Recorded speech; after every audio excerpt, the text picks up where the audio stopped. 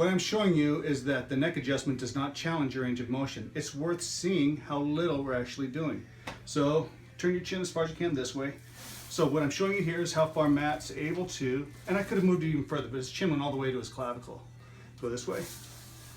Chin all the way to his clavicle. Not a problem. So memorize that's how much we have to work with. And then when you see that we don't have to move it that far, it kind of helps to realize you're not living life on the edge. That's all it was. And that's all it was.